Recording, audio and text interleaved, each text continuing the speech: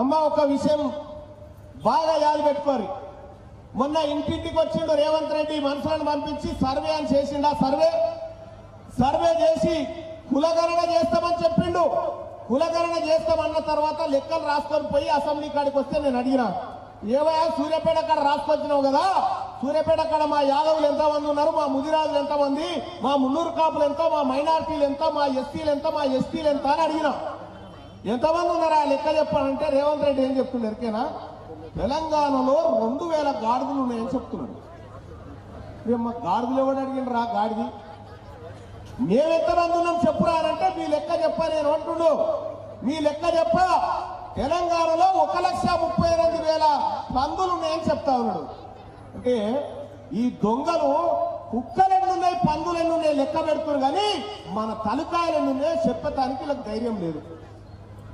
42% reservation ఇస్తా అని చెప్పి మోసం చేసిన దొంగ కాంగ్రెస్ పార్టీ రేపు పొద్దుగాల మీ ఇంటికాడికి వచ్చి అడుగుతుంది ఏమని, కాంగ్రెస్ పార్టీకి పోతే రుణం తీసుకొని. ఏం రుణం రావా మీరు తలగోరి పెట్టిరా మా తాతని, మా తాత తలగోరు ఏమైనా పట్టినారు కాంగ్రెస్ వాళ్ళు పట్టిన అట్లేనన్నా రుణం తీసుకోరట.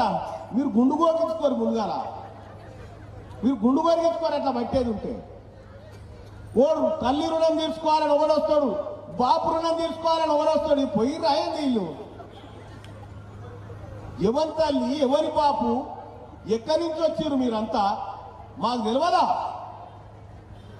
మాకు తెలియదా మీ బ్యాక్గ్రౌండ్?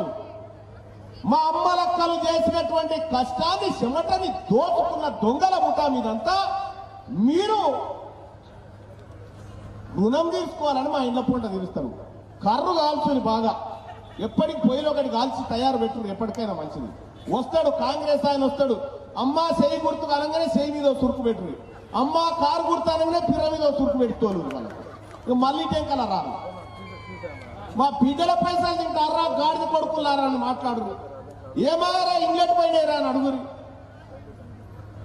ఈ రకంగా దోపిడీ చేసినటువంటి దొంగల ముఠ ఇక మేము కోంట్రోలను చైర్మన్ చేస్తామంటే మేము చేయమయా, మేము బీసీలను చేసుకుంటాం, మేము ఎస్సీలను చేసుకుంటాం, మేము ఎస్టీలను చేసుకుంటాం, మేము మైనార్టీలను చేసుకుంటాం. ఓట్లు మాయి సీట్లు మాయి. నువ్వేమన్నో తెచ్చి పెడతా అంటే మేమెందుకు ఒప్పుకుంటామా? తెలంగాణ రాజ్యాధికార పార్టీ చెప్తా ఉంది, Telangana Rajyadhikara party Suryapet municipality chairman decide చేయాల్సి వస్తే ఇలాంటి బహిరంగ సభ పెట్టి ప్రజలందరి ముంగట ఎవరిని పెట్టాలో మీరే చెప్పండి అంటే మీరు డిసైడ్ చేయాల్సిందే మా చైర్మన్ అభ్యర్థిని తప్ప జగదీశ్వర్ రెడ్డి వేనారెడ్డి డిసైడ్ చేస్తే కాదు.